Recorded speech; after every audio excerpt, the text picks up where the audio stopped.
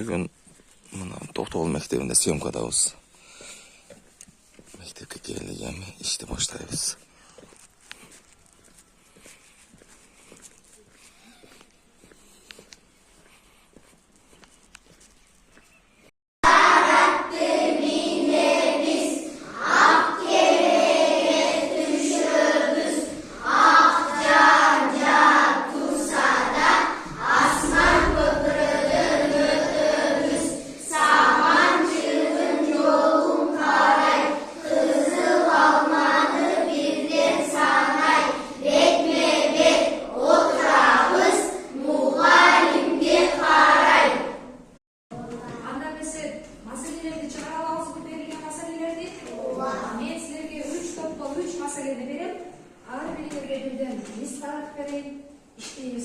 Birinci meseleni okuyayım.